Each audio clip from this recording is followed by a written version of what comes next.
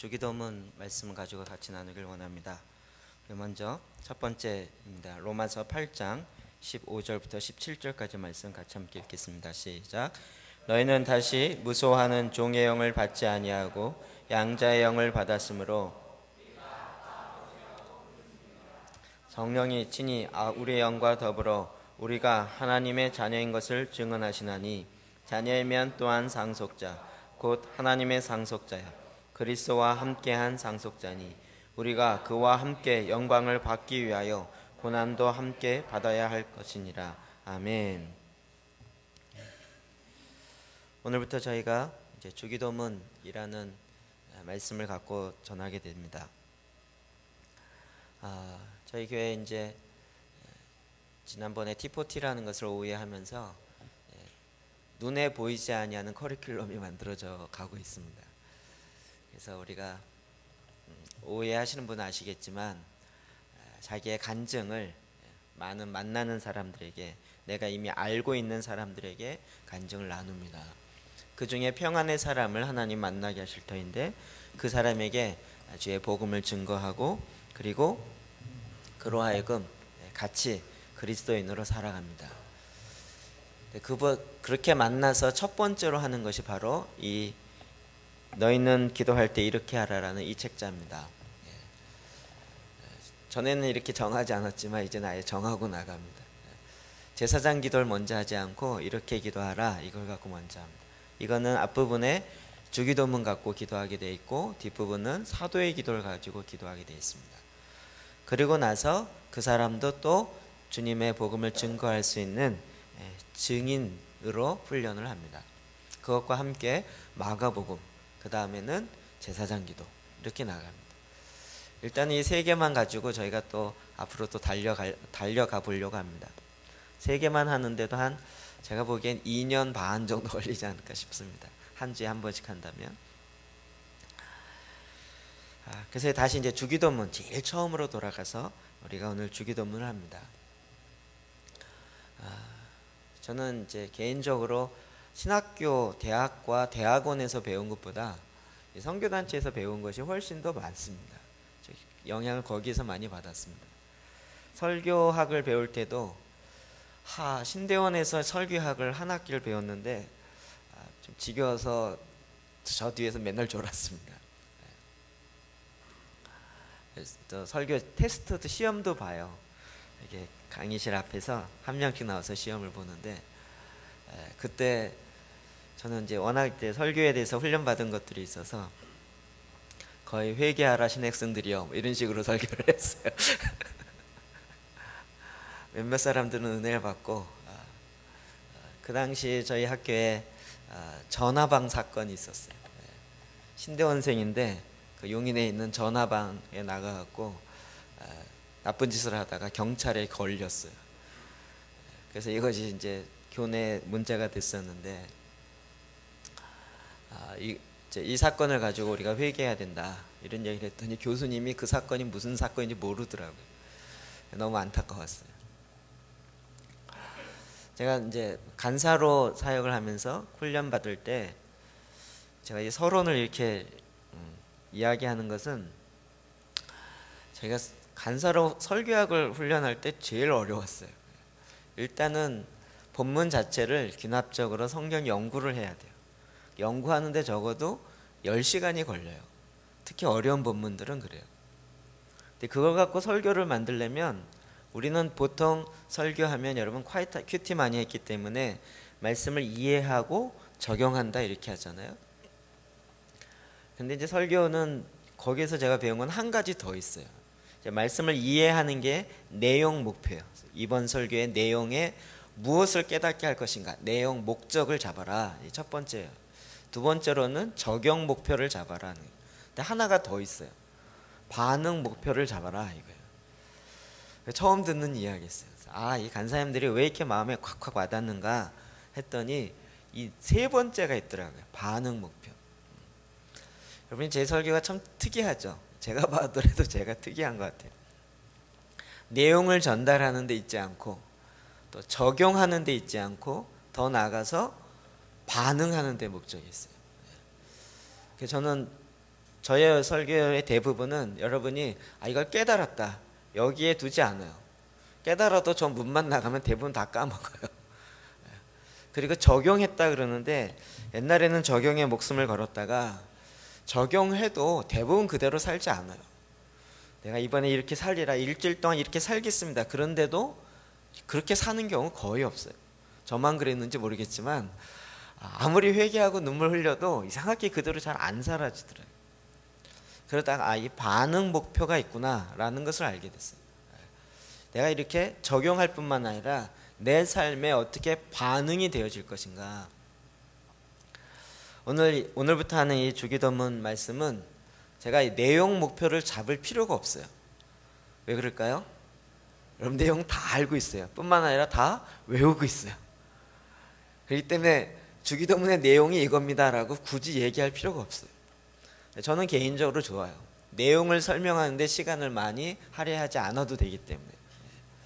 근데 이제 적용과 반응 목표 있는데 대부분 이 세계관이 성경적으로 딱 잡혀 있지 않으면 반응 목표가 그 사람이 갖고 있는 가치가 그대로 반영돼요. 그러니까 대부분 어느 교회든지 설교를 들으면 그 목사님 설교를 한 2년 내지 3년 들으면 거의 무슨 얘기인지 알아요. 그렇죠?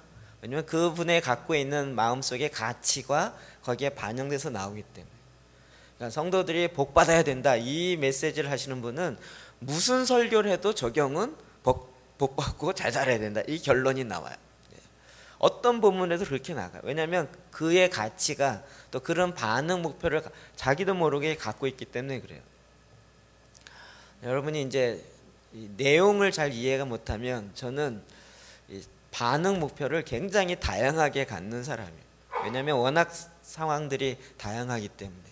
뿐만 아니라 여러분이 이런 쪽의 내용은 거의 도전을 못 받아봤기 때문에 그런 쪽에 굉장히 다양한 적용을 반응을 할 수 있도록 막 적용을 해요.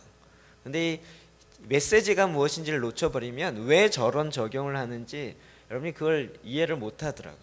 그래서 이제 놓쳐버리는 경우가 많이 있어요. 무슨 얘기인지 이해되세요? 이건 설교가 아니고요. 지금 설교에 대한 강의예요. 대부분의 사람은 말씀으로 살려고 작정을 안 하고 앉아 계세요. 그런데 자꾸 그렇게 살아야 된다라고 반응을 보여야 된다고 푸시를 하니까 괴로워요. 그리고 뭔 내용인지 이해가 안 되면 반응할 수 없으니까 그러니까 힘들어지는 거예요. 그러니까 아예 안 듣기로 결단하는 경우가 많이 있어요. 그런데 이 주기도문은 너무나도 감사하게 아까 얘기한 것처럼 내용은 우리가 다 알고 있어요. 주기도문 모르시는 분 없으시죠? 거의 외우고 계시죠? 이제는 우리가 내용을 아는 것뿐만 아니라 적용과 반응으로 가기 시작했대요. 근데 이제 우리에 있어서 반응은 너무나도 간단해요. 여러분 저의 그 메시지의 반응이 다양하지만 이제 앞으로는 반응이 어떻게 나가겠습니까? 이거 갖고 제사장 기도하라는 거예요. 이 말씀을 갖고 제사장으로 기도하라고요. 이 말씀을 나의 기도로 삼으라고요. 그러기에 주기도문은 완벽한 본문이고 완벽한 기도의 문장입니다. 주기도문에 대해서 우리가 어떻게 내 삶 속에 그리고 나의 가치에 반영되는지를 적용을 안 해봐서 그렇지 이것을 적용하기 시작하면 주기도문처럼 완벽한 기도 문장은 없어요. 아우구스티누스가 이렇게 이야기했다고 합니다. 제대로 기도하고 있다면 기도 중에 무엇을 말하든지 이미 주기도 안에 담긴 것을 말하는 셈이다. 우리가 막 3시간, 4시간을 기도한다 그래도 그 내용을 추려서 보면 다 주기도문에 나와 있는 내용이에요. 토마스 아퀴나스도 이렇게 얘기했어요. 가장 온전한 기도, 가장 완전한 기도, 주기도문이에요. 이 주기도문은 우리가 그냥 예배 끝나기 전에 옛날에 목사님들이 축도 못하니까 안 계셔서 축도를 못할 때 주기도문으로 마칩시다. 이래갖고 주로 예배 마침용으로 많이 사용했어요. 그러다 보니 의미를 잘 이해하지 못하는 거예요. 그러나 주기도문은 정말 이 한 글자 한 글자 주님이 우리에게 알려주신 너무나도 보배와 같은 말씀입니다. 여러분 주기도문의 내용만 제대로 알고 그 말씀대로만 살아내면 완벽한 그리스도인의 제자로 살 수 있습니다. 우리가 모든 민족으로 제자를 삼으라 그랬어요. 주님이 우리에게 그렇게 대위임하셨어요. 제자로 사는 것이 되게 어렵다고 생각합니다. 그러나 주기도문에 있는 내용만 우리가 제대로 살아낸다면 그것은 이 땅에서 완전한 제자로서 삶을 살 수 있는 것입니다. 그래서 이 주기도문을 우리가 하는 것은 신앙의 가장 기초이지만 어떤 면에서 가장 근본이고 본질을 하는 것입니다. 그래서 여러분 이 내용 한 글자 한 글자도 깊이 있게 묵상을 하시기 바랍니다. 여러분 주기도문의 내용이 말씀이 묵상이 되어야 기도가 되기 시작합니다. 말씀을 갖고 기도한다는 것은 말씀의 묵상이 돼요. 우리가 왜 말씀을 4번씩 읽겠습니까? 말씀을 묵상하기 위해서요. 한 번, 2번 읽고 3번 읽고 이해 안 된다고 성경이 어렵네 라고 쉽게 넘어가지 마시고요. 내가 이해가 될 때까지 묵상을 하겠다. 그리고 그것이 내 삶에 적용이 되어질 때까지 내가 씨름을 하겠다라고 결단하시고 그리고 이 말씀을 갖고 묵상하시기 바랍니다. 대부분의 성경에 또 찬송가 이 앞표지를 열면 주기도문이 다 나와 있습니다. 주기도문, 사도신경. 제 성경은 감사하게도요 딱 피니까 주기도문의 옛날 것과 이번에 새로 번역돼서 나온 한글 새번역 한글판, 개역판. 옛날은 한글판이었고 이번엔 개역판입니다. 2006년도에 개역되어 이렇게 다시 번역되었는데 그 내용이 2개 다 나와 있어요. 여기 주기도문을 보면 약간의 차이가 있어요. 우리가 아는 것처럼 하늘에 계신 우리 아버지여 이름이 거룩히 여김을 받으시며 나라가 임하시며 뜻이 하늘에서 이루어진 것 같이 땅에서도 이루어지다. 이게 옛날 우리가 했던 것이에요. 근데 새로 번역되어진 내용은 이렇게 돼 있어요. 하늘에 계신 우리 아버지, 아버지의 이름을 거룩하게 하시며 아버지의 나라가 오게 하시며 아버지의 뜻이 하늘에서와 같이 땅에서도 이루어지게 하소서. 어떤 게 훨씬 마음에 와닿습니까? 2번째가 마음에 와닿죠. 무슨 차이일까요? 7절 첫 번째로는 주기도문이 대부분 다 수동태로 돼 있어요. 근데 이번에 번역하면서는 다 능동태로 바꿨어요. 나라이 임하옵시며. 이게 뭐야 이거?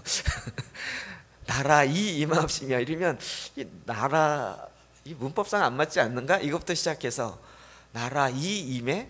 이 뭐지? 근데 이게 뭐냐면 하나님의 나라가 우리가 임하게 하는 게 아니라 하나님이 임하셔야 임하게 하셔야 임해진다는 거예요. 나중에도 설명하겠지만 그래서 이게 본문의 원문 자체는 다 수동태로 되어 있어요. 그거를 번역하려고 하다 보니까 말을 막 이렇게 거기에 문법에 맞춰서 번역을 한 거예요. 근데 이번에 번역하면서는 그걸 다 능동태로 그냥 바꿔버렸어요. 이해는 빨리 돼요. 그러나 본문의 뜻하고는 약간의 차이점을 가질 수 있어요. 저희가 앞으로 계속 설명드릴 것입니다. 또 하나는 이름이 거룩히 여김을 받으시오며 이렇게 되어 있는데 밑에는 아버지의 이름을 거룩하게 하시며 거기에 다 아버지의 이름, 아버지의 나라 이게 다 붙어 있어요. 원래는 영어 성경에는 어떻게 되어 있죠? Thy kingdom. 그래서 당신의 나라가 당신의 이름이 이렇게 되어 있어요. 이것 때문에 요즘에 또 논란이 많아요. 당신이라는 말을 2인칭 역격인데 하나님에 대해서 어떻게 그렇게 쓸 수 있냐. 그래서 이건 틀린 문법적으로 틀렸다. 이것 때문에 이제 문법상의 논쟁이 있어요. 원래 원문에는 그렇게 돼 있어요. 당신의 나라가 이런 식으로. 그래서 그것을 또 의역해서 번역했어요. 아버지의 나라가 이렇게요. 그런 의미는 이해되시죠?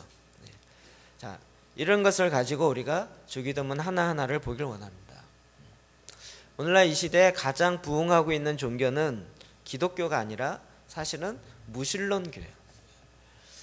전에는 하나님을 없다라고 이야기하는 사람들이 그냥 소리를 내지 않았어요.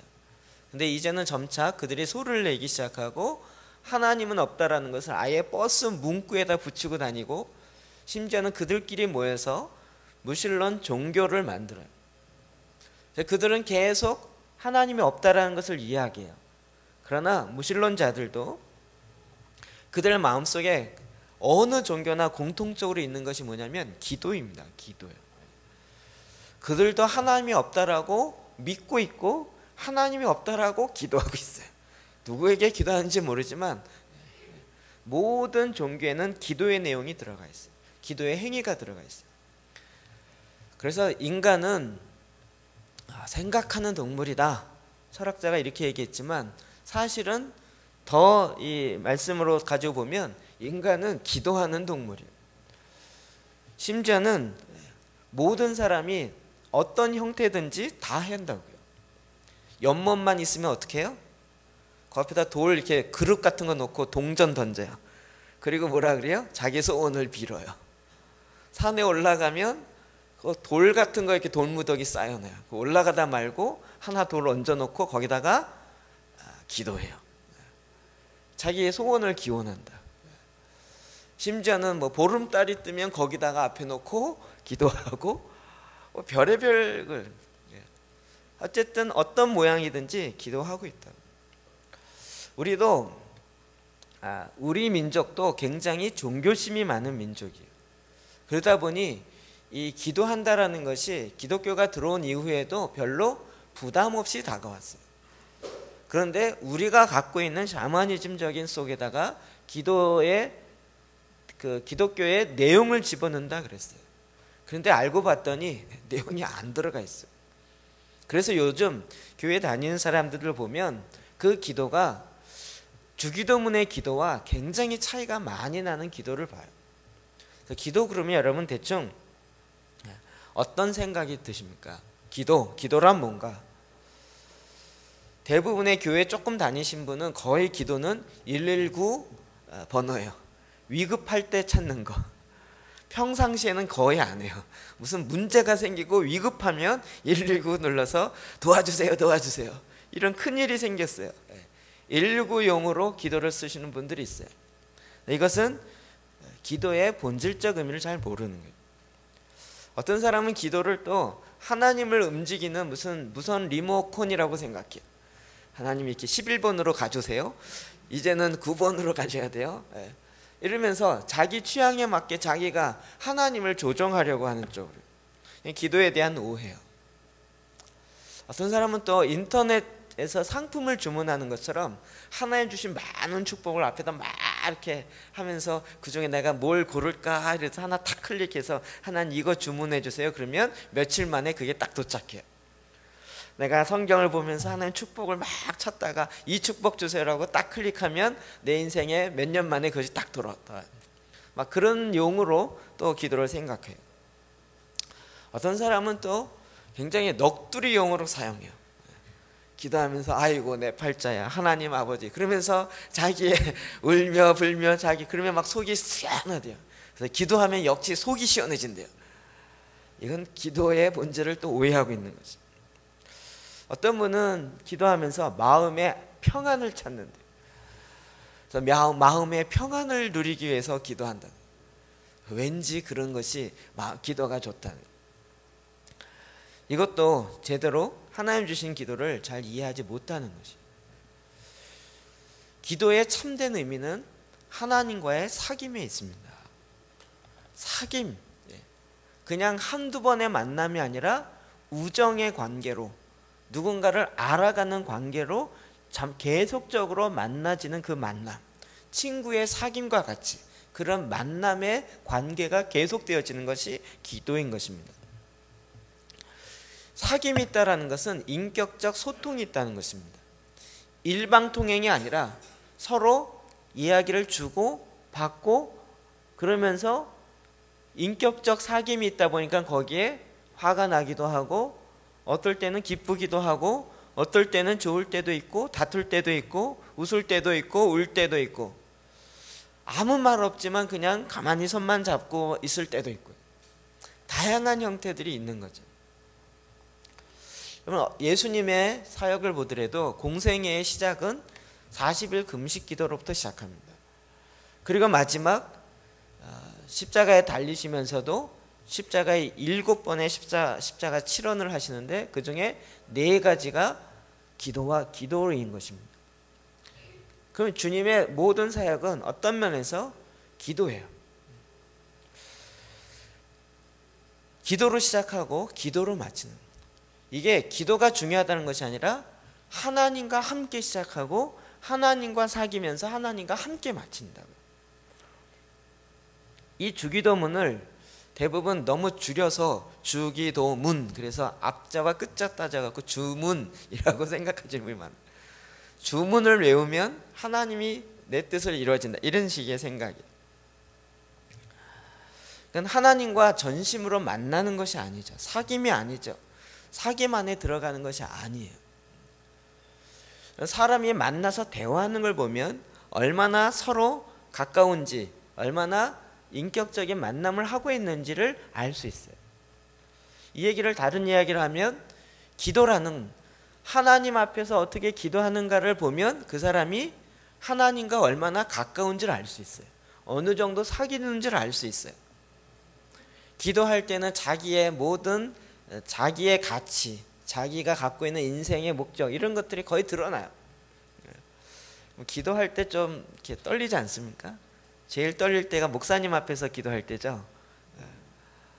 저도 가끔 이렇게 중보자들을 만나면 그분들이 이제는 저한테 기도를 꼭 해달라 그래요.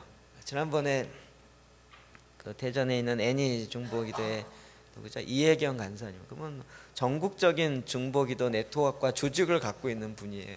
그리고 대표예요. 그분에 의해서 그 밑에 많은 분들이, 목사님들도 훈련받고 막 이런. 저희 교회 와서 딱 말씀 전하는데, 같이 식사하는데 목사님이 기도해 주세요 그러더라고요. 이 전국적인 중보기도 대표 앞에서 기도를 한다는 게 얼마나 떨리는지 제가 말을 더듬으면서, 하나님 아버지도 잘 안 나오더라고요. 식사 기도를 하는데도 이게 제,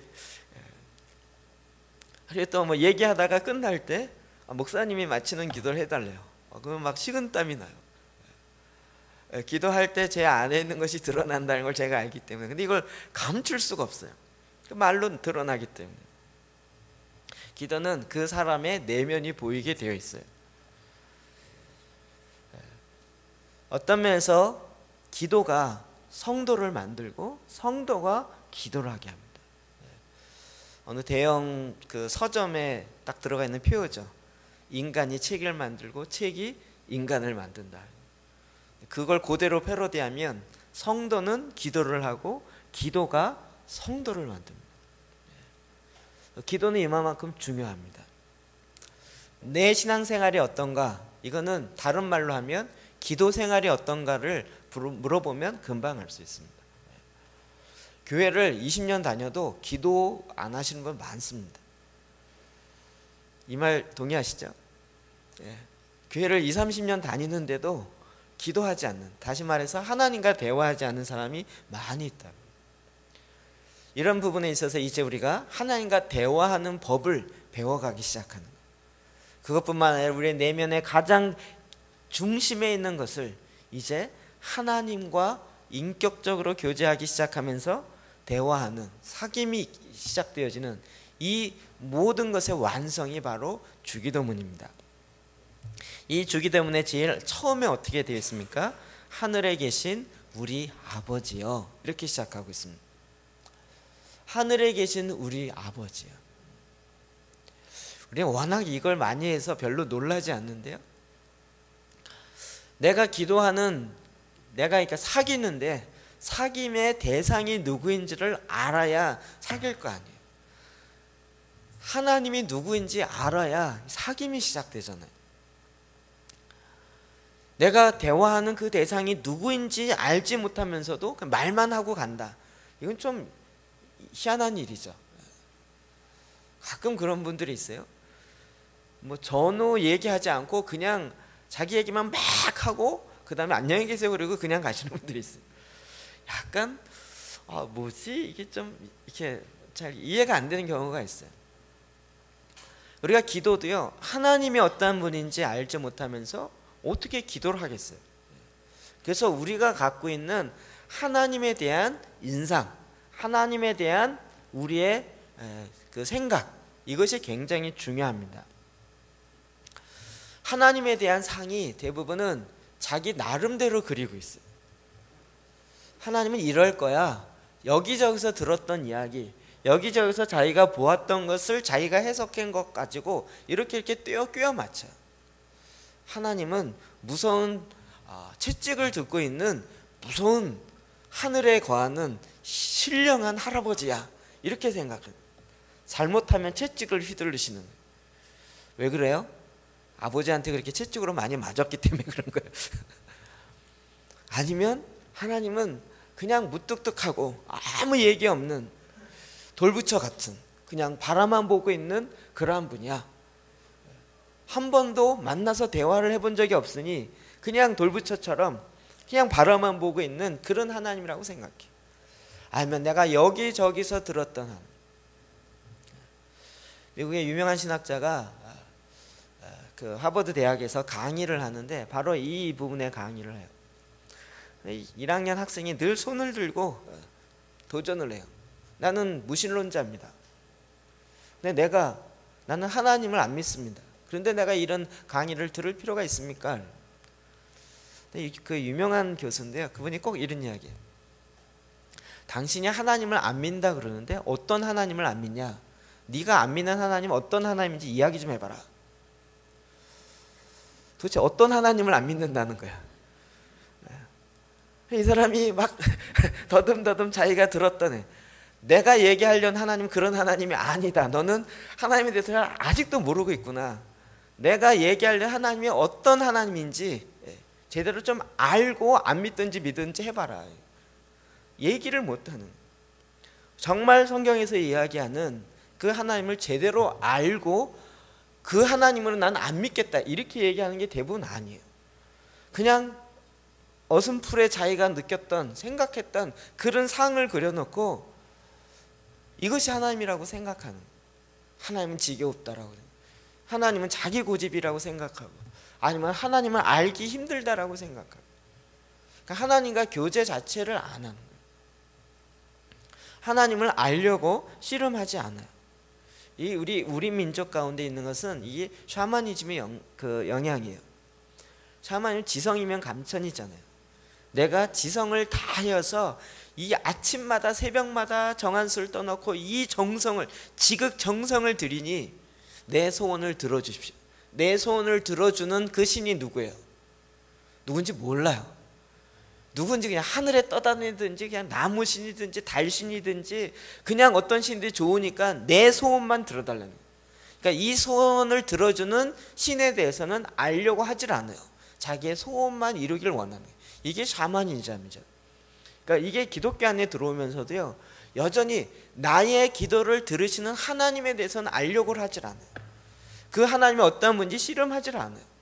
그리고 단지 내 소원만 간절히 지극정성으로 구하는 거예요. 이게 샤머니즘과 뭐가 다르겠습니까? 이제 우리가 그 하나님이 어떤 하나님인지 우리가 알아야 돼요. 그러려면 성경에서 하나님이 어떠한 분인지를 얘기하고 있는 그 책이 성경이고, 그 계시를 풀어주는 분이 바로 예수님이에요. 하나님이 어떠한 분인지 우리 인간이 알지를 못했어요. 알려고 해도 1000분의 1도 모르고 10,000분의 1도 모르는 거예요. 그런데 하나님이 누구인지를 아시는 그분이 우리에게 오셔서, 예수님이 오셔서, 아들이 오셔서 우리에게 아버지가 어떤 분인지를 알려주는 거예요.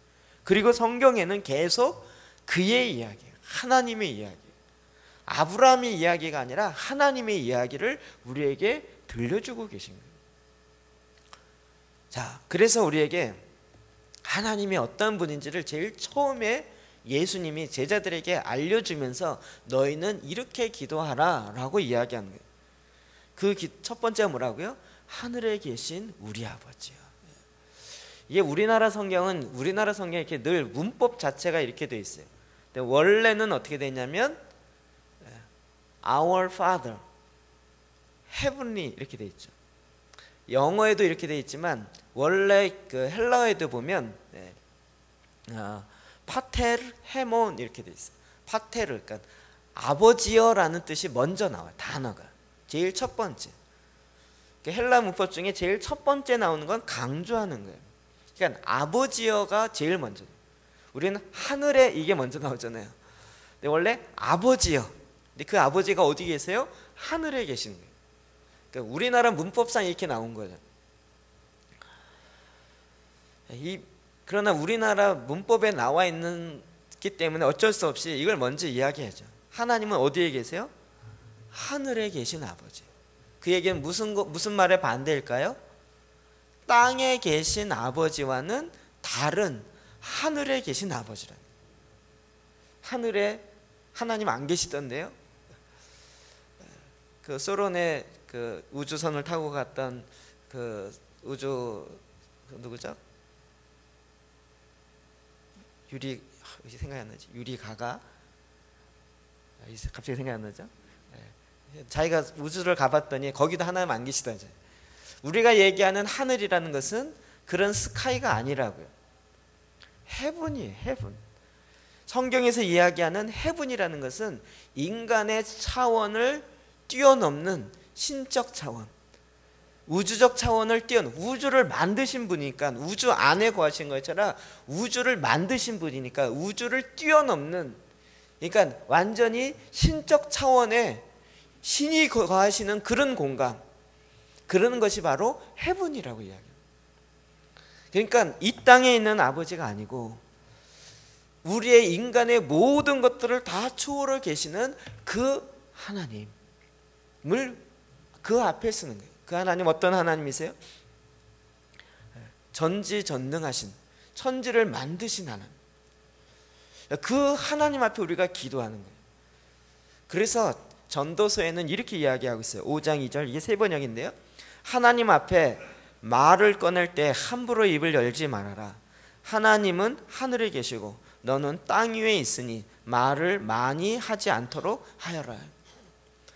우리가 지금 이 기도를 하면서 말을 하는데, 대화를 하는데, 이 말을 듣는 하나님 어떤 분이세요? 하늘에, 헤븐에 계신 하나님. 우리가 말하는 걸 알아듣지 못하는 것이 하나도 없으시고, 뿐만 아니라 말한 건 다 기억하고 계시고, 우리는 까먹고 40년 전에 50년 전에 기도했고 서원했던 건데 그것도 다 알고 계시고 녹음해 놓고 계시고 필요할 때 우리에게 알려주실 수 있는 그런 하나님이세요. 여러분, 함부로 이야기하지 마십시오. 그래서 전도서가 이 얘기를 하는 거예요. 1절에는 이렇게 얘기하고 있어요. 전도서 5장 1절. 하나님의 집으로 갈 때 발걸음을 조심하여라. 어리석은 사람은 악한 일을 하면서도 깨닫지 못하거늘 재물이나 바치면 되는 줄 알지만 그보다는 말씀을 들으러 갈 일이다. 하나님께 나아갈 때 그냥 하나님께 재물 드리면 된다 생각해요. 그러면서도 자기가 하는 일이 악한 일인지를 깨닫지 못해요. 악한 자는 하나님께 나아가면서도요, 그냥 하나님께 사탕 발림으로 용돈 드리면 된다 생각합니다. 하나님이 받을 것이 없어서 재물을 받으시는 게 아닌데 하나님의 말을 들으라고 하는 건데요, 말 들을 생각은 안 하고 그냥 부모에게 가서 그냥 아유 용돈 쓰세요라고 하면 내가 할 일을 다 했다라고 생각해요. 하나님 그런 하나님이 아니시라고. 헨리 나우엔이 이렇게 이야기했습니다. 기도는 위험한 것이다. 제대로 기도하기 위해서는 대단한 용기가 필요하다. 땅에 있는 우리가 하늘에 계신 하나님 앞에 서는 일이기 때문이다. 우리가 아까 마지막 찬양 그랬죠. 주는 존귀하신 주, 주는 존귀하신 주.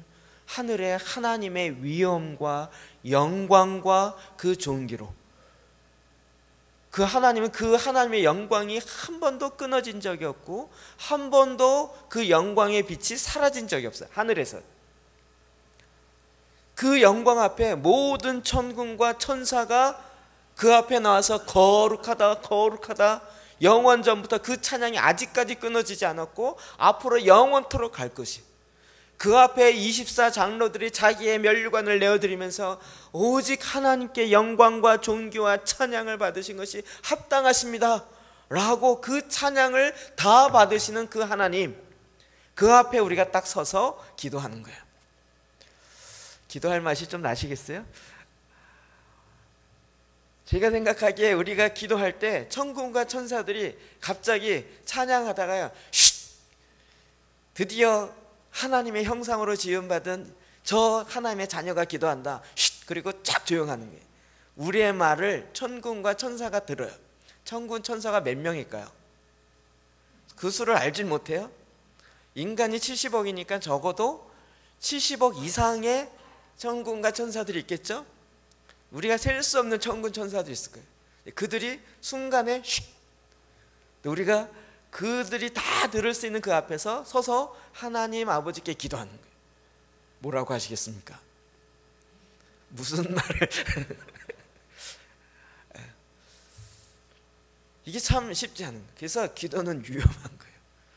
하나님 우리의 기도를 통하여 일하기로 작정하셨어요.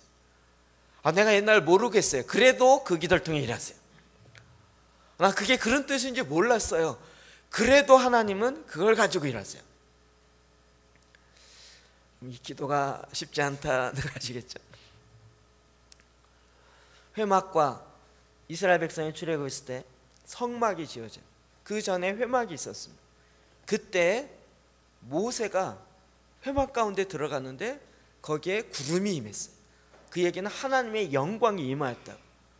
이스라엘 백성들은 어떻게 했어요? 너무 두려웠어요. 그래갖고 하나님께 간다 그래갖고 막 신나게 갔는데 점점 가까이 갈수록 하나님의 영광이 임하고 하나님의 위엄이 임하니까요, 그 천막 가운데 완전 구름으로 완전히 묵직하게 차 있는 거예요.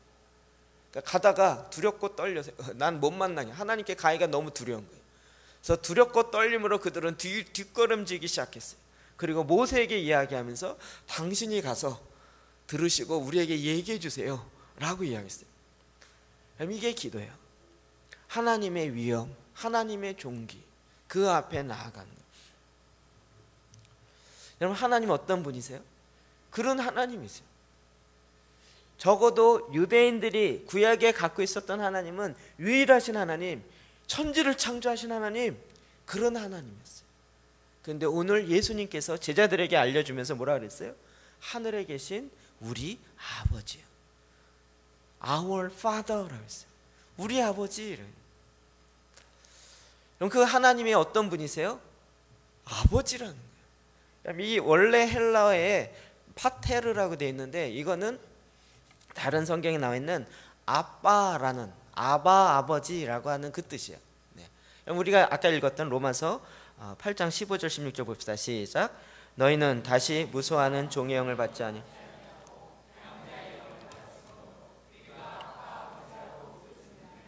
성령이 친히 우리의 영과 더불어 우리가 하나님의 자녀인 것을 증언하신.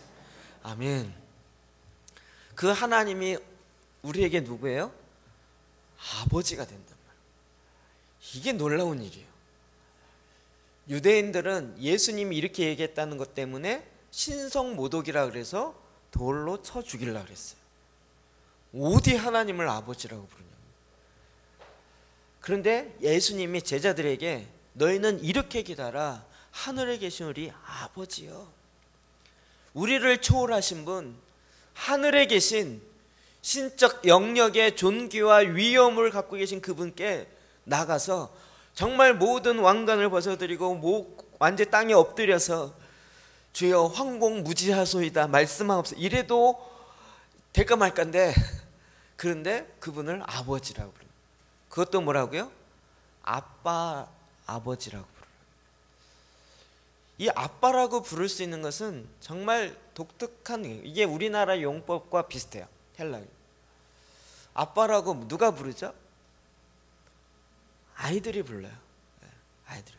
우리나라는 좀 크면 단어가 바뀌어요. 뭘로 바뀌어요? 아버지로 바뀌고, 좀 더 크면 아버님으로 바뀌어요. 근데 아빠라고 부를 수 있는 건 오직 어린 아이들. 그건 뭐예요? 그만큼 친밀하다는 거예요. 그만큼 가깝다는 거예요. 너희가 하나님 아버지를 부를 때 이렇게 부르라는 거예요. 요즘 기도할 때 가만히 기도하시는 걸 들어보면 아버지 자를 안 붙이신 분이 종종 있어요. 하늘에 계신 우리 하나님, 우리의 일을 들어주신 하나님, 이렇게 얘기해요. 아버지라고 부르기가 쉽지 않는 것 같아요. 하나님은 뭐라 그러냐면 하나님 아빠 이렇게 부르라는 거예요. 저도 여태까지 저 육신의 아버지한테 아빠라고 불러본 적이 없어요. 한 번도 못 불러, 평생 한 번도 못 불러봤어요. 어렸을 때부터 계속 아버지였어요. 희한하게 어머니는 엄마라고만 불렀는데 아버지는 아빠라고 불러보질 못했어요. 그래갖고 하나님 아빠 이렇게 하래요. 한번 해보시겠어요? 하나님 아빠. 익숙하세요? 쉬우세요? 이렇게 부르라는 거예요. 하나님 아빠. 이게 보통이냐고요. 이게 보통이냐고요. 기도의 가장 큰 핵심은 하나님과의 사귐인데, 어느 정도의 사귐이냐면 그 자녀가, 어린 자녀가 그 아빠와 친밀한, 정말 아무 격이 없어요. 친밀한. 아까 보셨죠? 우리 조집사님에서 찬양하는데 딱 와서 여기서 아빠 아빠 아빠 그러면서 오는 거 맞죠? 어디 예배 드린다 아빠, 상관이 없어요. 딸만이 할 수 있는 일이에요. 오직 그 자녀만이 할 수 있는 그 호칭, 그 관계, 그걸로 부르라는 거예요. 성령이 우리 가운데 거하셔서 성령님이 우리에게 계속 하시는, 증언하게 하시는 것이 있어요. 뭐예요? 우리의 영과 덤으로 우리가 하나님의 자녀인 것을 증언하신다. 성령님이 우리 안에 계셔서 계속 너는 하나님의 자녀야, 자녀야. 우리에게 양자의 영을 주셔요. 양자의 영이라는 것은 종의 영이 아니라는 거예요. 종은 하나님을 아버지라고 부를 수 없어요. 주인님 이렇게 불러야죠. 하나님 주인님 이래야 되는데, 그렇게 부르는 것이 아니라 성령이 우리 안에서 야 주인이 뭐냐, 너희 아버지야, 하나님 아빠라고 불러라고 계속 이야기해줘요. 근데 우리가 이게 입이 안 떨어져요. 조금 알았으면 그냥 하나님 이 정도예요. 그냥 혹격으로 하나님 아버지 이 정도가 아니라 하나님 아빠라고 부르라는 거예요. 그 관계로 가라는 거예요. 여러분, 구원의 실제는 하나님과 관계 맺음에 있습니다. 구원은 어떤 명제를 받아들이는 것이 아니라, 사형에 있는 내용에 동의가 됐습니다 라는 것이 아니라, 진리의 내용을 내가 이해했다 그래서 내가 기독교인이 되어지고 하나님과 관계가 되는 것이 아니라, 실제로 구원의 핵심은 하나님과 내가 자녀의 관계가 되는, 하나님은 나의 아버지가 되고 나는 그의 자녀가 되는 거예요. 여러분, 실제 그렇게 된 것을 믿을 뿐만 아니라 그렇게 살아가고 계십니까? 그는 관계 안에서 기도하고 계십니까? 이것은 너무나도 큰 충격이었어요. 아버지는 자녀에게 아버지가 갖고 있는 모든 DNA가 흘러가게 돼 있어요. 여러분, 아버지는 그 갓난아이가 어떤 상태인지 상관이 없어요. 그에게 나의 모든 것들을 다 나눠주고 다 함께 하기를 기뻐해요. 우리 모두에게는 하나님이 나의 아빠가 되세요. 믿으시죠? 하나님 그래서 우리에게 그 본인 자신을 나눠주길 너무 기뻐하세요. 하늘에 계신 우리 아버지요, 당신은 하늘에 계십니다. 하늘에 계신 우리 아버지요, 당신은 우리의 아빠이십니다. 하늘에 계신 우리 아버지요, 우리가 아버지를 참되게 알게 하옵소서. 하나님을 아는 것, 그것을 하나님을 나의 아빠로 아는 것, 이것이 신앙의 처음이고 완성인 겁니다. 갈라디아 4장 4절부터 6절 볼까요? 시작. 때가 차매 하나님이 그 아들을 보내사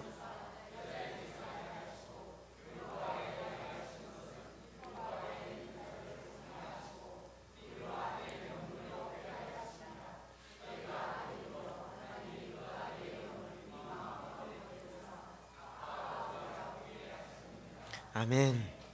때가 찼어요. 하나님의 카이로스의 때가 찼어요. 하나님이 그 아들을, 예수님을 보내셨어요. 왜 보냈어요? 아들에게서 나게 하시고 율법 아래에 나게 하셨어요. 하나님께서 이렇게까지 하신 이유가 뭐예요? 율법 아래에 있는 우리를 속량, 구원하시려고. 또 더 궁극적인 목적은 무엇입니까? 우리로 아들의 명분을 얻게 하려 하심이라. 왜 예수님을 우리 가운데 보내셨어요? 우리로 구원하시는 것, 그건 반쪽의 반이에요. 우리를 아들의 명분이요, 뿐만 아니라 너희가 아들임으로 하나님이 그 아들의 영을 우리 마음 가운데 보내셔서 아빠, 아버지라 부르게 하기 위해서 보내셨다고.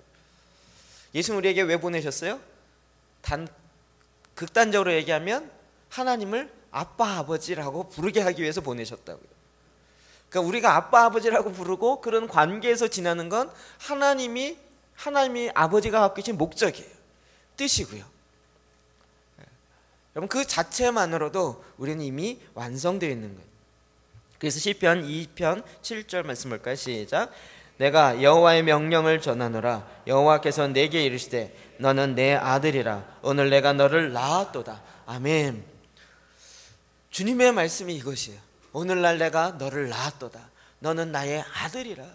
성령도 우리 안에서 계속 증언하는 거예요. 너는 나의 아들이라. 내가 양자의 영을 주었고 너에게 있어서 나는 아빠 아버지가 되니라. 여러분 하나님은 이 기쁨을 우리에게 그 사랑을 나누길 원하세요. 그 기쁨을 나누길 원하세요. 하나님 우리의 아빠 아버지. 제가 이 아빠가 돼 보지 않았으면 몰랐을 것 같아요. 제가 아버지한테 워낙 많이 혼나고 워낙 엄하고요. 속에 그런 생각이 좀 있었어요. 결혼해도 자녀가 없어야 될 것 같다. 왜냐하면 내가 자녀에게 그럴 것 같아요. 혹시 자녀를 낳아도 아들 낳으면 안 될 것 같다. 이런 생각이 조금 있었어요.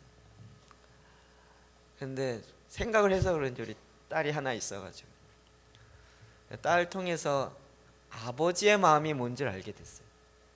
그리고 아빠의 마음이 무엇인지 알게 됐어요. 제 딸한테 얼마나 고맙고 감사한지 몰라요. 없었으면 몰랐을 거예요. 그냥 개념상으로만 알았을 텐데 실제로 보니까 알았어요. 저는 그냥 딸과 같이 있는 것 자체가 좋아요. 뭘 해서가 아니라 그냥 같이 있는 게 좋아요. 어제도 저녁에 말씀을 준비하다가 이렇게 좀 막 잘 안 풀리고 그래요. 그래서 안 되겠다. 제가 힘을 얻는 게 뭘까요? 딸을 같이 있는 거예요. 갔더니 침대에 누워 있어요. 그래서 괜히 시비 걸고 장난하고 야 뭐하냐. 그리고 괜히 뭐 같이 있고 싶으니까 뭐 아이스크림 먹을까? 이래갖고 내가 배가 불러도 같이 먹고 싶어요. 같이 있는 게 좋아요. 저희 딸이 저한테 뭐 설교에 새로운 방향을 주시거나 계시를 주거나 뭐 새로운 해설 이런 건 전혀 없어요. 그런 것과 상관없이 또 약간 귀찮아하고 그래도 귀찮아하는 게 더 예뻐. 더 재밌어. 더 괜히 장난치고. 요즘은 저의 그런 걸 다 읽어가지고 오히려 저한테 더 이렇게 해대는 경우가 있어요. 그래도 우리 성도님은 누가 그러더라고요. 목사님은 설교 시간에 딸 얘기하면 얼굴빛이 바뀐대요. 아빠의 마음이 그래요. 그냥 이건 어떻게 숨길 수가 없어요. 사랑한다 딸아. 뭘 해서가 아니라 그냥 있는 것 자체가 좀. 저도 이런데 하나님 아빠는 저에 대해서 오죽할까요? 저와 여러분에 대해서 오죽할까요? 불완전한 저도 이 정도인데 하나님 아버지는 우리 자신에 대해서 어느 정도의 사랑을 갖고 계실까요? 그러니까 주님이 성령을 통하여서 그리고 계시를 깨달았는데 그 계시가 뭐예요? 내가 여호와의 명령을 전하라. 하나님이 명하신 거예요. 이걸 전하라고 특사를 보냈어요. 근데 그 내용이 뭐냐면 너는 내 아들이라요. 우리는 이거 듣고도 아무도 기절하지 않고 아무도 놀라지 않는데 하나님은 내가 너에게 명령하고 내가 이걸 이 메시지를 전하기 위해서 내가 전령을 보내는데 너는 내 아들이라 이 말을 전하는 거예요. 성령도 우리 안에서 그것을 계속 증언하는 거예요. 너는 나의 자녀니라. 너는 나의 자녀니라. 내가 나를 모르는 것은 내가 나를 모르기 때문이 아니라 사실은 아버지를 몰랐기 때문에 그런 거예요. 여러분 아버지를 알지 못하면 나를 알 수가 없어요. 나의 인생의 목적, 내 삶의 이유, 존재의 이유, 내가 어디로 가야 할지 이 모든 것을 모르는 것은 내가 그걸 아직 못 찾았기 때문이 아니라 아버지를 못 만났기 때문이고 아버지의 그 뜻을 알지 못하기 때문에 나를 만드신 이가 나를 향한 하나님의 아버지의 뜻이 없겠습니까?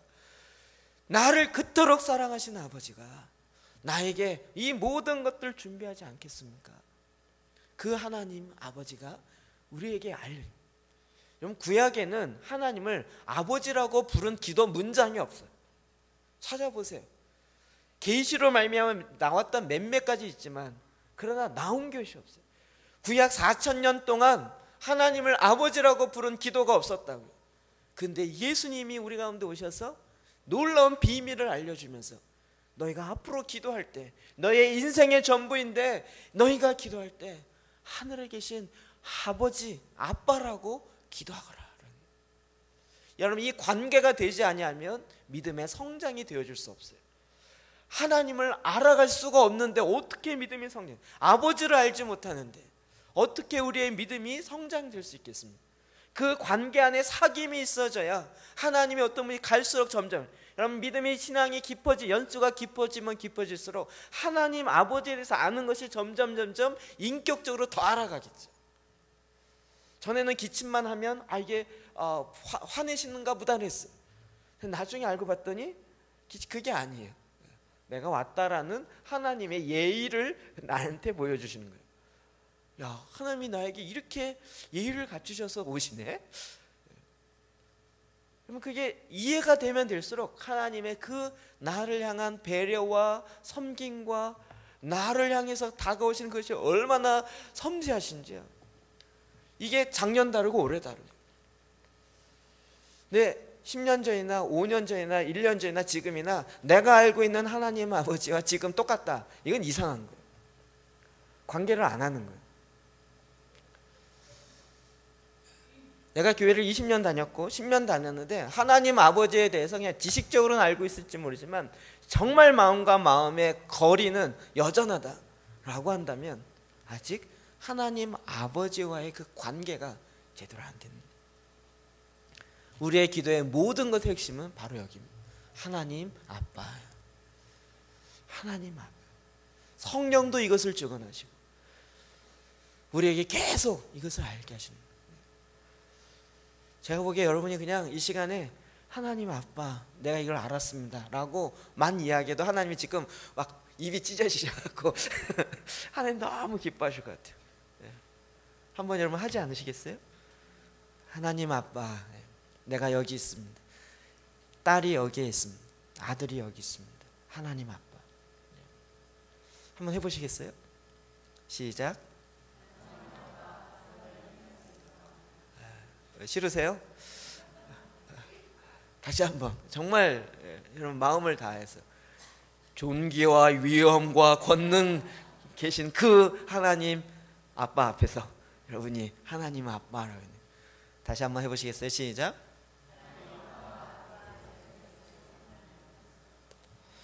그럼 그 아버지가 어떤 아버지인가? 우리는 하나님을 아버지라고 부르는데 그 아버지는 또 어떤 아버지인가? 마태복음 6장 8절입니다. 시작. 그러므로 그들을 본받지 말라. 누구든지 아멘. 이방인들의 그 기도에 대해서 이야기해요. 그들은 말을 많이 해야 들어줄 줄 아는 거예요. 근데 너희의 하나님 아버지는 그런 하나님이 아니라고요. 이방인들이 기도하는 그런 기도와 너희의 하나님이 들으시는 아버지가 들으시는 기도와는 차원이 다르다고요. 너희가 구하기 전에 있어야 할 줄을 안다고요. 오히려 먼저 묻죠. 먼저 묻죠. 저희 집안은 워낙 먹는 걸 좋아하고 잘 먹어서요. 3시 가면 웬만한데 4인분 내지 5인분 먹어요. 저희 둘째 처형이 한 얘기가 있어요. 너희들이랑 같이 뷔페집 가면 돈이 안 아까워. 이렇게. 워낙 셋이 다 잘 먹으니까. 네. 저희 집안의 공통점은 뭐 먹으러 갈까? 이게 공통 언어예요. 그러면 하여튼 서로 그러니까 배고파요 말 나오기 전에 뭐 먹을까가 먼저 나와요. 뭐 먹고 싶니? 참 비유가 유치한데 인간도 이런데 하나님이 우리를 자녀로 삼고 우리 자녀를 아빠라는 그 관계로 가기 위해서 아들 예수님을 보내시고 구속하시고 하나님의 성령까지 보내신 그분께서 우리가 무엇이 있어야 할 줄을 모르겠냐고. 우리가 기도를 잘못 알았던 것은 하나님을 잘못 알았기 때문에 그런 거예요. 하나님 우리가 구하기 전에 있어야 할 줄을 아시는 분이세요. 마태복음 7장 7절부터 11절 봅시다. 시작. 구하라 그리하면 너에게 주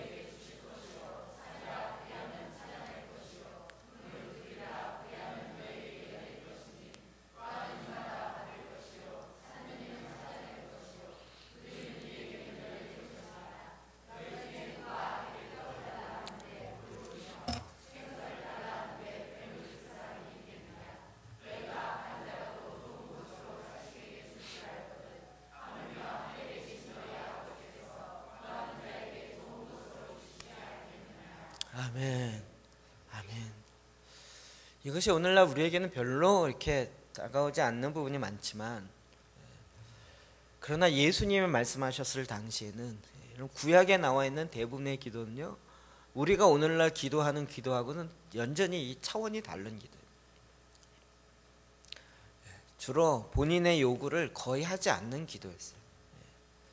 유대인들이 갖고 있는 기도의 개념이 그래요. 그렇기 때문에 구하라, 문을 두드리라, 찾으라, 문을 두드리라, 이 얘기는 굉장히 큰 충격이었어요. 아까 이야기에는 그 앞부분, 존귀하시고 위엄이 넘치시고 영광으로 가득 차이시고 천지를 창조하신 그 하나님 앞에 한 인간이 와요. 여러분, 그 한 인간이 천지를 창조하신 하나님 앞에서 뭔 얘기를 하겠어요? 그리고 그 말하는 거, 여러분이 그 아주 그 대국의 왕 앞에 여러분이 그 한 나라의 백성의 한 소수민족의 백성으로 딱 나간다고 생각해 보세요. 가서 무슨 얘기를 하겠어요? 거의 그런 개념이었어요. 그런데 아버지가 되어서 그분께 나가서 구하는 거예요. 그 하나님은 우리에게 좋은 것을 주시는 아버지세요. 우리는 이 부분에 자꾸 육신의 이 땅에 거하는 아버지와 하늘에 계신 아버지와의 혼동이 자꾸 일어납니다. 스탠리 하우스워스라는 신학자가 이렇게 이야기했어요. 하나님의 아버지 되심은 모든 인간 아버지에 대한 심판이다. 하나님의 아버지 되심은 우리 육신의 아버지가 비교하면 하나님의 아버지 되심 앞엔 이 인간의 육신의 아버지는 비교가 안 됩니다. 여러분, 이게 인간이 갖고 있는 한계는 어쩔 수 없어요. 너무 막 아버지의 존귀와 위엄을 얘기하면 뭐가 사라져요? 친하지가 않아요. 평생 아빠라고 한 번 못 부른다고요. 그냥 거룩하신 아버지 얘기되는 거예요. 근데 또 반대로 너무 이렇게 자상하다 보면 존귀함이 없어져요. 거의 아빠를 무슨 물줄하고 생각하고 갖고 놀려고 생각해요. 근데 이게 양극단으로 치우칠 수밖에 없어요. 근데 하나님 아버지는 완전하세요. 존귀와 위엄으로 가득 차이신 그분이 우리에게 친밀함으로 다가오세요. 내가 대면하고 있는 그 하나님 아버지는 우리가 경험하는 육신의 아버지와는 차원이 다른 완벽하고 온전하신 나의 주, 나의 하나님, 나의 아버지세요. 그래서 우리가 무엇이 있어야 할지를 아시고 내 필요를 채우시는 나의 아버지세요. 우리는 누가복음 15장에 돌아온 탕자의 비유를 잘 알고 있습니다. 그래서 제가 그걸 줄여서 돌탕의 비유라 그랬죠. 돌아온 탕자, 돌탕.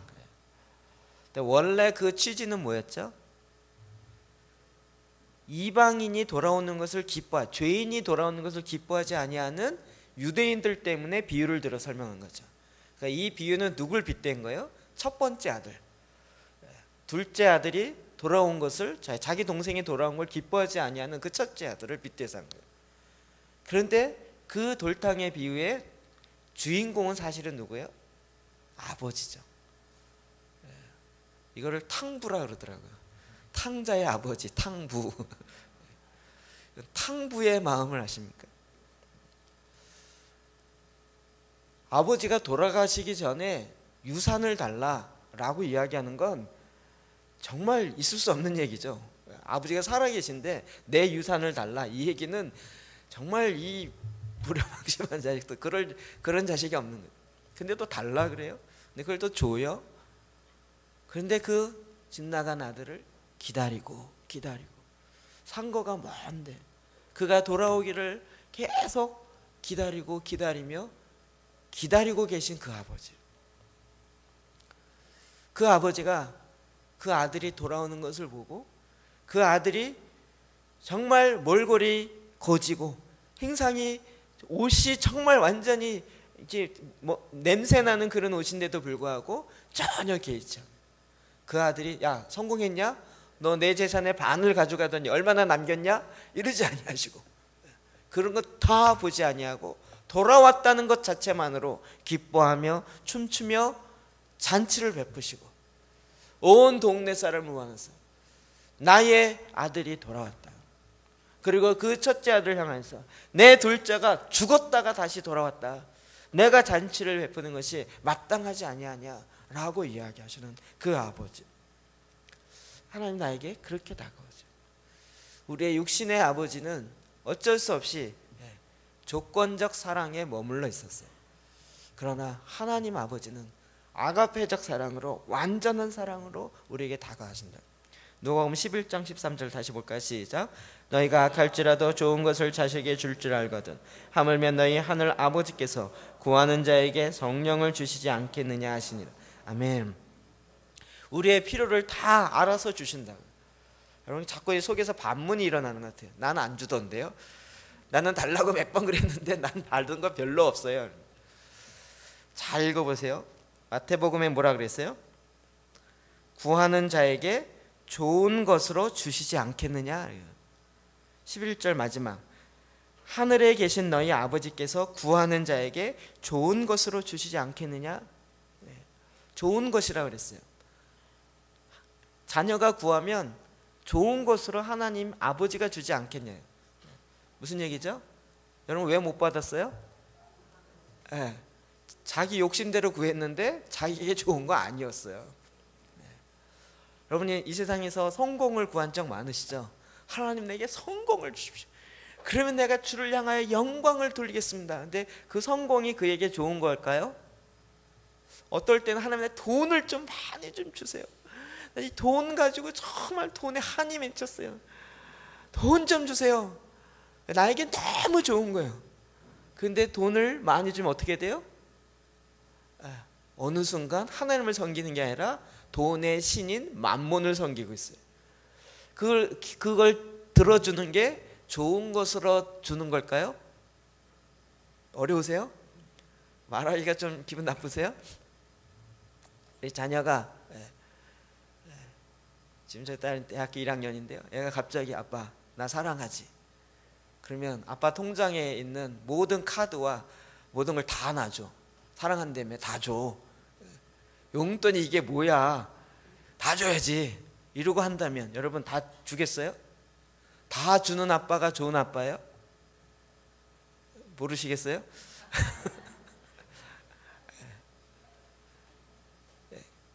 이해되시죠?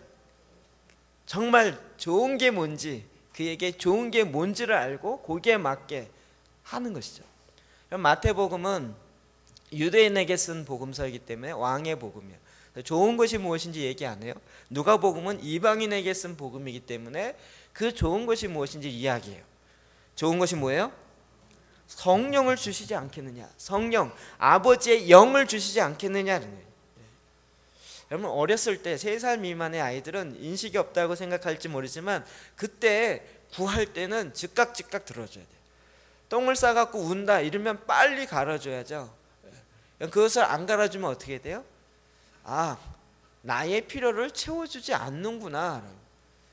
그러니까 3살 미만의 아이들이 울면 즉각 들어줘야 아이들의 이 뇌 속에 잠재의식 속에 아, 나의 부모는 나의 필요를 채우는 부모구나라는 게 의식 속에 들어간다.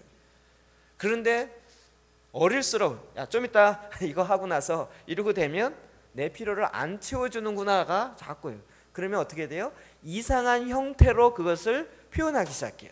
땡깡을 쓴다든지 깨트린다든지 아니면 이상한 왜냐하면 그렇게 해서라도 자기의 이 필요를 채워야 하기 때문에. 하나님은요 우리를 위해서 필요한 걸 기다리시는 하나님이 아니세요. 나에게 가장 좋은 걸 주세요.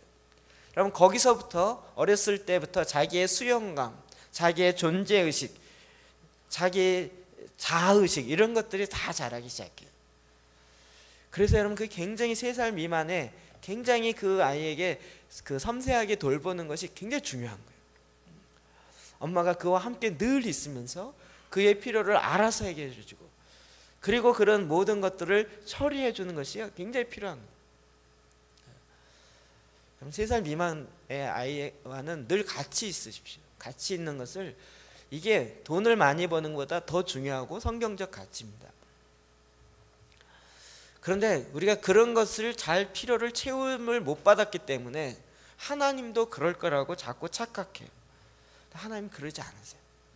하나님은 우리의 존재 자아의식을 다시 살리세요. 어떻게 해요? 성령을 주셔서 우리로 하여금 하나님의 자녀인 것을 증언케 하신다.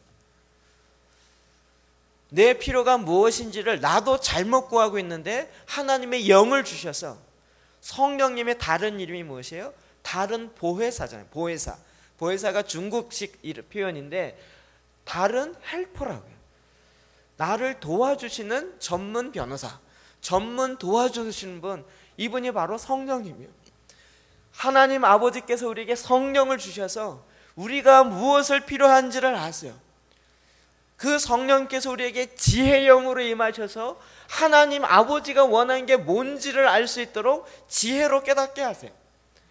그 하나님 아버지께서 원하시는 것을 행할 수 있도록 나에게 능력의 영으로 임하시고 권능의 영으로 임하셔서 나로 하여금 그것을 알 수 있게 하시고 행할 수 있게 행하신다. 하나님의 성령이 내게 임하시는 것이야말로 하나님이 나에게 주는 가장 큰 선물이에요. 하나님의 영을 주신다. 하나님의 분신을 준다. 성령님이 전혀 나와 상관없고 하나님과 상관없다고 생각하는 게 아니에요. 이제는 그 하나님 아버지께서 하나님의 DNA, 하나님의 영을, 성령을 우리 가운데 부으셔서 우리로 하여금 이제는 영이신 하나님과 내 영이 통하게 하시고 교통하게 하시고 알게 하세요. 굉장히 기쁨이에요. 그럼 그게 수준이 되어지면 그런 기쁨들이 있어요. 제가 딸 얘기를 자꾸 해서 죄송한데 어쩔 수 없어요. 또 하나밖에 없어서. 또 제가 설교 시간에 이런 얘기하는 거 싫어하는데 그래도 뭐 우리는 어쩔 수 없어, 그렇지? 연예인들이 다 이렇게 삶이 공개되어서 곤란을 당하는 것처럼 너랑 나랑은 어쩔 수가 없어. 제 마음속에 굉장히 큰 기쁨이 있었어요. 저희 딸이 뭐 이렇게 푸시하거나 이런 게 별로 많지 않아요. 요즘은 또 이렇게 분위기만 잡아도 알아갖고 어이 푸시하네 막 이러면서. 근데 원래 그러려고 했던 건 아니지만 그래도 이제 어렸을 때 피아노를 좀 가르치고 그 다음에 이제 또 아는 사촌을 통해서 또 반주하는 걸 좀 배우고 중학교 때 그랬어요. 그래서 이제 와서 이제 반주를 하는 걸 보면서요. 요즘은 이제 대화가 세컨의 소리가 이 소리 좀 그런데 오늘 소리 약간 좀 무거운 것 같아. 오늘은 좀 이렇게 컸으면 좋겠어. 이러면서 이야기를 하는데요. 그 이야기를 하면서 갖는 제 안에 기쁨이 있어요.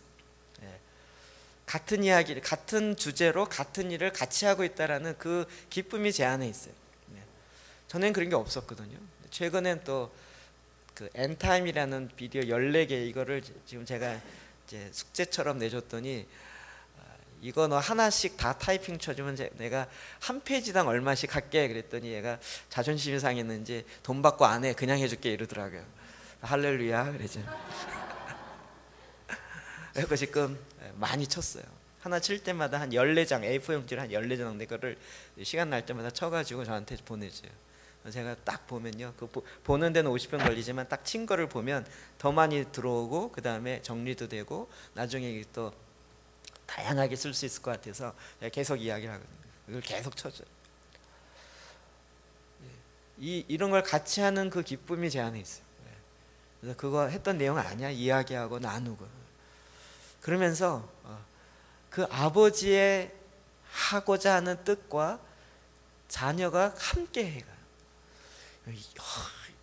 이거 너무 기뻐요. 이런 기쁨 아시죠? 같이 노는 것뿐만 아니라 정말 아버지가 소중하게 생각하고 있는 그거를 자녀가 같이 하는 기쁨. 괜히 기분 나쁜 듯한 표정이 있어서 그만하겠습니다. 하나님이 그것을 할 수 있도록 주의 성령을 부으세요. 주의 영을 부으세요. 그리고 그것을 할 수 있는 모든 준비를 다 하세요. 그거는 원하지 않아도 해줘요. 원하지. 정말 별일을 다 하네. 하고 저걸 치는데요. 첫날 둘째 날 치는데 약간 이렇게 뭐 손발이 안 받고 그러더라고요. 제가 마음에 이렇게 저걸 어떻게 할까. 처음엔 저걸 저희 집으로 월요일날 가져갔다가 토요일날 갖다 놓 이러면서 연습하면서 해라 그랬어요. 그래도 이게 제 마음에 이게 안 되겠어요. 안 되겠다 그래갖고 비록 중고지만 똑같은 걸 하나 사 그래가지고 요구도 안 했는데 사놨어. 집에다 하나 사놨어요. 그래서 집에 시간 날 때마다 쳐 그러면 여기 집에서 치고 여기 와서 치고 이러면서 이제 똑같은 기정으로 갖다 놔서 해놨어요. 그러니까 이제 연습이 되니까 좀 나아지는 것 같아요. 그래서 그 다음 날 이제 가면서 오늘은 잘 맞던데 그랬더니 아이고 그래서 그런 이야기를 같이 나누면서 제 안에 기쁨들이 있어요. 무슨 얘기인지 이해되시죠? 하나님이 지금 하나님의 마음을 알고 그 뜻을 이룰 수 있는 모든 준비를 다 하셨어요. 내가 사줄까 그랬더니 비싼데 왜 그래, 들고 다니면 되지. 우리 거꾸로 됐어요. 이제 딸이 사지 말라고. 근데 제 안에 성령이 임하셔서 구하지 않아도 해주고 싶은 거예요. 다른 거 못해도 그걸 하고 싶은 거예요. 그래서 요구하지 않고 오히려 저를 말리는데도 그냥 제가 아니야 사야 돼 그래갖고 밀어붙여가지고 사는 거예요. 돈이 있어서가 아니라요. 애가 원하는 게 더 있어요. 얼마 되지도 않아요. 그건 사주지도 않아. 그런데 이건 사달라 그러지도 않았는데 그게 더 비싼데 그런데도 놓고요. 그리고 할 수 있게 하는. 하나님 우리에게 모든 필요를 아시고 채우신다고요. 주님이 돈이 없어서 그런 게 아니시라고요. 그 때와 우리의 마음이 중요한 거지. 그래서 21절 마태복음 7장 21절 시작. 나더러 주여 주여 하는 자마다 다 천국에 들어갈 것이 아니요 다만 하늘에 계신 내 아버지의 뜻대로 행하는 자라야 들어가리. 아멘. 이제 그 하나님 아버지와 친밀함의 관계가 되어지면 아버지가 뭘 원하는지 드디어 알기 시작해요. 여러분, 아버지가 나쁜 걸 원하겠습니까? 못되기를 원하겠습니까? 그런 부모가 있겠습니까? 악한 부모를 할지라도 그런 부모가 없는데 하물며 하늘에 계신 아버지께서 나를 향한 그 하나님 아버지의 뜻은 가장 완벽합니다. 실제로 그렇습니다. 여러분, 하나님이 나를 만들고 이 땅 가운데 내셨을 때는 아버지의 뜻이 있어요. 아버지의 뜻이 저 아프리카 선교사로 오지에 보내서 생고생하게 하는 게 목적이 아니고요. 하나님 아버지의 뜻과 목적이 있다. 여러분, 그 뜻을 아는 것이 내 인생의 가장 첫 번째이고 가장 중요하고 그것은 내가 나로 살 수 있는 가장 바른 지름길입니다. 저는 자신 있게 이야기합니다. 내가 내 인생의 계획을 세우고 내가 개척하고 내가 하는 것보다 하나님께서 나를 만드시고 나의 아버지가 되셔서 그 뜻을 갖고 계신데 그것을 알고 그것을 이루어가는 것이 내 인생에 나에게 가장 인생의 의미를 찾고 가장 기쁘고 가장 보람있게 이야기할 수 있는 것입니다. 그래서 이제 하나님 아버지를 보고 주여 주여 하는 자마다 그 뜻을 행하려고 하는 알려고 하는 마음은 전혀 없이 그냥 주여 주여만 해요. 그래서 내 필요만 채워가려고요. 여러분, 그것은 관계의 증진이 아니에요. 알면 알수록 그가 원하시는 뜻이 무엇인지 알게 돼요. 그래서 내 아버지의 뜻대로 행하는 자라야 천국에 들어간다. 마가복음 12장 50절엔 이렇게 얘기하고 있습니다. 시작. 누구든지 하늘에 계신 내 아버지의 뜻대로 하는 자가 내 형제요 자매요 어머니니라. 예수님의 말씀을 전하고 있을 때 진짜 육신의 어머니가 찾아오셨어요. 그래서 제자들을 통해서 어머니가 왔다고 이야기했어요. 근데 거기다 대놓고 어머니 내가 지금 말씀을 전하니까 나중에 할게요 이렇게 하는 게 아니라 대놓고 누가 내 친척이고 누가 내 형제고 누가 내 어머니냐, 내 아버지의 뜻대로 행하는 자가 내 형제요 내 자녀요 내 어머니냐 이렇게 얘기했어요. 저 밖에 서 있는 어머니는 뭐예요? 여러분, 이 얘기가 보통 얘기가 아니에요. 이렇게 위험을 무릅쓰고서라도 예수님께서 우리에게 말씀하신 거예요. 아버지의 뜻, 그 뜻을 알려면 공부를 많이 하는 것이 아니라 사귐을 알아야 돼요. 여러분 주기도문만 알아도요, 우리가 선택의 기로에 있을 때 어떻게 선택해야 될지가 알아요. 주님은 왼쪽이다 오른쪽이다 이렇게 대답하는 경우 아주 흔치 않아요. 아주 특별할 때 아니고는 그렇게 얘기 안 하세요. 주님은 거의 원리로 이야기하세요. 주기도문으로도 얘기하세요. 나중에 보면 이게 그 뜻이 무엇인지 알 수 있는 비결들이 있어요. 하나님의 이름이 높임을 받는가? 하나님의 나라가 임하는 것인가? 이런 말씀의 기준들이 있어요. 그 기준 갖고 딱 보면 금방 나와요. 어떤 직장을 선택할 것인가? 이건가 저건가 그럴 때요, 하나님이 이거라 저거라 이렇게 생각하지 않아요. 우리는 대부분 세상적 가치로 하잖아요. 일 조금 하고 돈 많이 받는 그런 직장, 이게 좋은 직장이라 하잖아요. 하나님은 그걸 좋은 직장이라고 그러지 않으세요. 하나님의 나라가 임하게 하는 것에 도움이 되는가? 다 목사 선교사라는 이야기 아닙니다. 일상의 모든 것이 다 하나님의 만드신 뜻과 목적이 있습니다. 그래서 아버지의 뜻을 아는 것, 그리고 그것을 행하는 것이 직결 연결되어 있어요. 그런데 종은 아버지 주인의 뜻을 몰라요. 시키는 것만 하는 거예요. 하나님은 우리랑 그렇게 교제하길 원치 않으셨어요. 우리를 종으로 만들고 로봇으로 만들어서 너희들은 내가 명령하는 걸 다 행하라, 안 하면 내가 부숴버리겠다 이렇게 하지 않으셨고, 우리랑 인격적 교제를 나누어서 같이 교제하는 거예요. 그래서 아버지의 뜻이 무엇인 줄 알고 그것을 자원하여서 기쁨으로 행하길 원하시는 거예요. 빌립보서 2장 9절부터 11절 볼까요? 시작. 이러므로 하나님이 그를 지극히 높여 모든 이름 위에 뛰어난 이름을 주사 하늘에 있는 자들과 땅에 있는 자들과 땅 아래에 있는 자들로 모든 무릎을 예수의 이름에 꿇게 하시고 모든 입으로 예수 그리스도를 주라 시인하여 하나님 아버지께 영광을 돌리게 하셨느니라. 아멘. 앞에 계속 수식어가 있는데 이거 모든 게 핵심이 마지막으로 떨어져요. 아버지께 영광을 돌리게 하셨어요. 하나님이 지금 뭘 원하냐면 하나님의 모든 영광이 이 땅 가운데서도 그 영광으로 가득 차길 원해요. 그럼 이거 이제 아시겠죠? 우리가 마지막 찬양하는 것처럼 물이 바다를 덮은 같이 여호와의 영광이 이제 하늘에 하나님의 보좌로부터 나오는 그 영광으로 가득 찬 것처럼 이제 이 땅도 그 하늘과 땅이 연합되어 통일되어 이렇게 되어지기를 하나님 원하셔서 이 지구를 창조하셨다. 그런데 이 땅이 하나님을 떠나요. 그것은 하나님의 영광이 떠난다는 거예요. 그래서 모든 사람이 죄를 범하였으면 하나님의 영광에 이르지 못한다고요. 다시 회복되어지는 것은 무엇이에요? 그 영광이 회복되어지는 거예요. 근데 그 영광이 회복되어지는 방법까지도 이야기했어요. 우리는 방법은 꼭 내 방법으로 하고 나중에 결론만 하나님이 영광 받으면 된다 이렇게 생각하니까 자꾸 자기 마음대로 다 해놓고 이거 가지고 하는 영광만 이렇게 이야기해서 왜곡되어진 쪽으로 많이 나갔던 거죠. 어떻게 하나님 아버지가 영광을 받으세요? 모든 입으로 예수 그리스도를 주라 시인하여서 하나님 아버지가 영광을 받게 되어진 걸 원하세요. 그럼 마지막 계시록과 마지막 그림 보면 이건 무슨 얘기인지 아시겠죠? 24장로들이 사실은 뭘 찬양해요? 보좌에 앉으신 이와 어린 양을 찬양해요. 그 모든 입술로 예수 그리스도가 주님이십니다 라고 고백해요. 그럼 마지막 그림을 알면 알수록 정말 하나님이 이걸 원하셨구나라는 걸 알아요. 그래서 기독교는 종교가 아니라 생명이라고요. 어떠한 형식으로 들어가는 것이 아니라 이 생명이 있는가 없는가 하는 거예요. 에덴 동산에 선악을 알게 하는 나무만 있었던 것이 아니라 생명나무도 있었다고요. 그래서 아담과 이브를 쫓아내시고 그 앞에 화원검을 두시고 천사를 막으셔서 뭘 지키게 하세요? 생명나무를 지키게 하시는 거예요. 우리로 하여금 다시 예수 그리스도를 통하여서 하나님의 자녀가 되었다는 것은 그 생명이 우리 가운데 들어오신 거예요.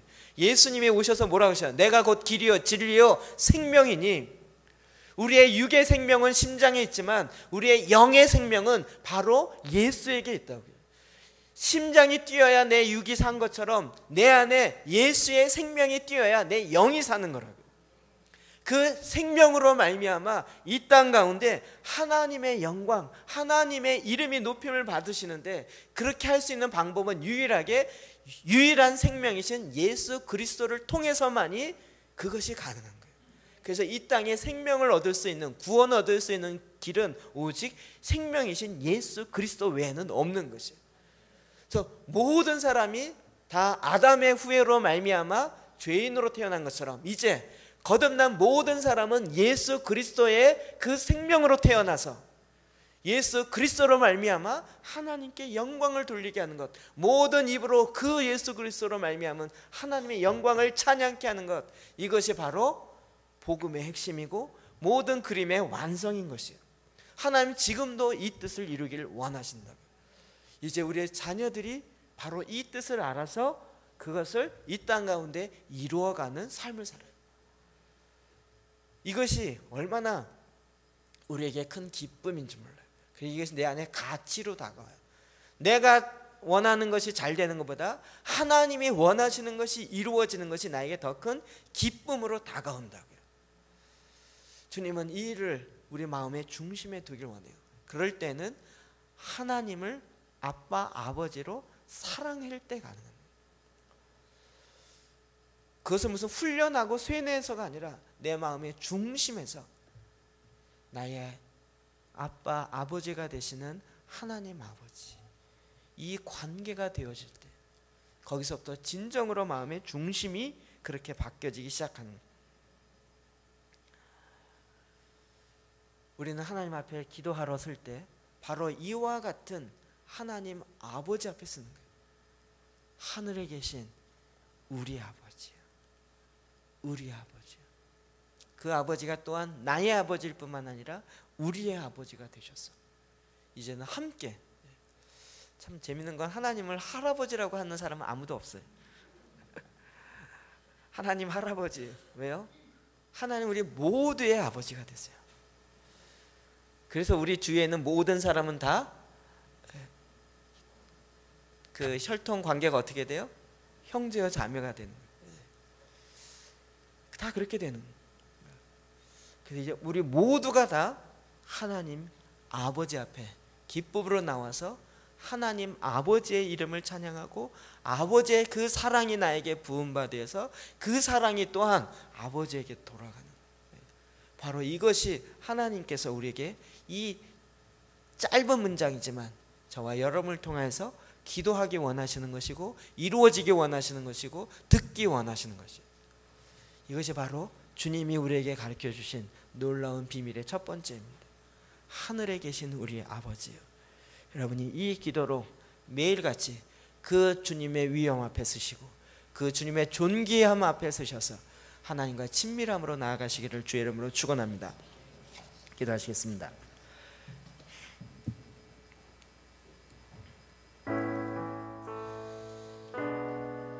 하나님 아버지, 이 시간에 저희가 나의 아빠 아버지에게 기도하기를 원합니다. 나의 기도를 통하여서 이 땅을 다스리고 이 땅을 통치하고 또한 하나님 아버지와 더 깊은 관계를 이루시는 아버지 앞에 내가 나왔습니다.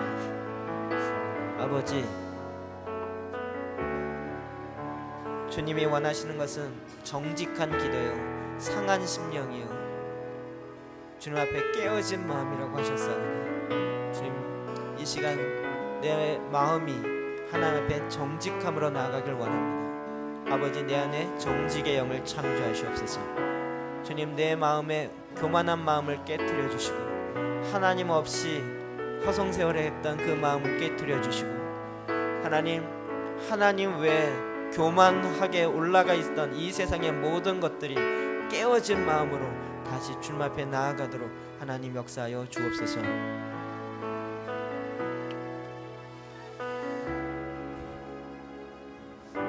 이 시간 말씀처럼 하나님은 내 기도를 들으십니다. 내 입의 말을 하나도 알아듣지 못하는 것이 없으십니다. 마음의 생각까지도 다 아시는 하나님이십니다. 여러분, 입을 다물고 계지 마십시오. 그냥 습관적으로 주여 주여 하지 마시고 마음의 중심에서 하나님 아버지를 부르시고 찾으시고 그 앞에 오늘 나에게 주었던 이 말씀을 가지고 정직함으로 기도하시기 바랍니다. 이 시간 같이 나에게 주신 말씀 잡고 함께 기도하겠습니다.